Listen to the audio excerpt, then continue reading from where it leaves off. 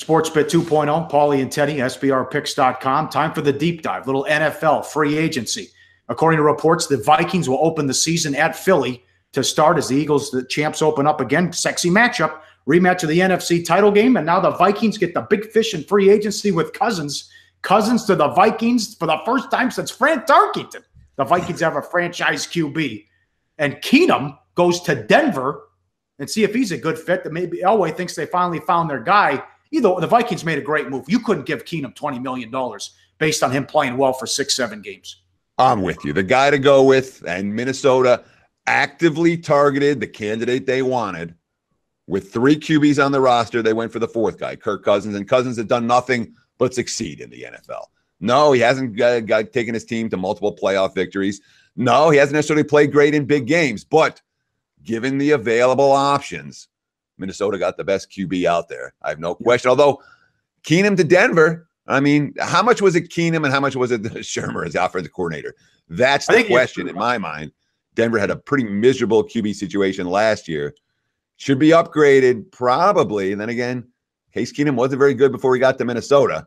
Certainly, I think the Vikings got the better of the two. And then Sam Bradford getting $20 million from Arizona. What do you think of that deal, Pauly? Yeah, well, part of the Keenum problem is Jeff Fisher. Look at Goff and what McVay did. I think it was the weapons too. Keenum played great. Zimmer just wouldn't even go to bat for him and say he was a starting QB. But with Thielen and Diggs and Rudolph, Cook's going to be healthy now. Murray's coming back. They lost McKinnon, but I'm excited to see Cousins with those weapons and that defense. Yeah, Bradford, $20 million. Good luck behind that offensive line. I can't believe it. And they brought in Glennon as well. How about Graham to Green Bay? And oh boy, every year Brady loses people. Amendola goes to Miami. Lewis goes to Tennessee. Butler goes to Tennessee. He made out right. Guy gets benched in the Super Bowl. The Titans gave him $60 million, and they lost Solder as well.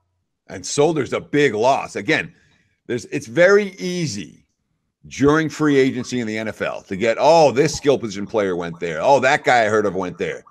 The biggest things that happened in free agency, what happens in the trenches? Offensive line, defensive line, secondary.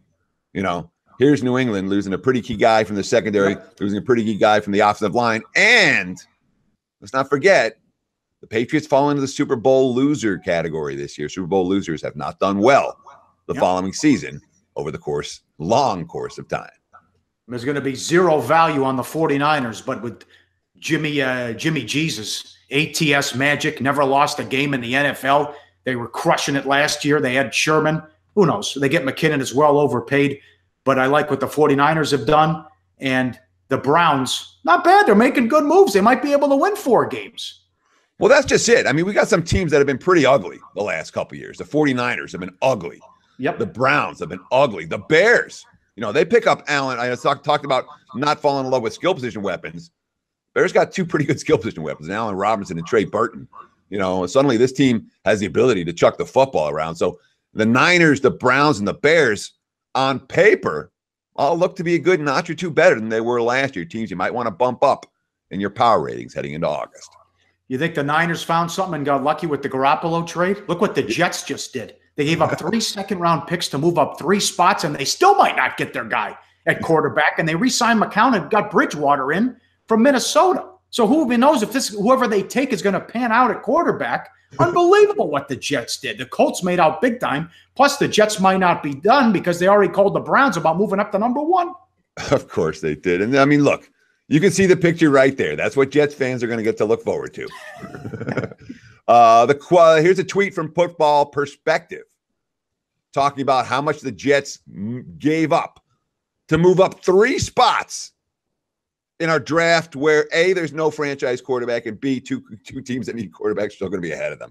It's baffling with me. They're now rebuilding without a second-round pick this year or a second-round pick next year, and they're starting with a roster that's light in talent overall. But the tweet from Football Perspective, the Trubisky trade, we didn't like that. That was better than this one. The Wentz trade, the Goff trade, all better for the team that got these guys. This is more like the RG3 trade, which basically set the Redskins back about, 3 years? Don't like the move for the New York Football Jets.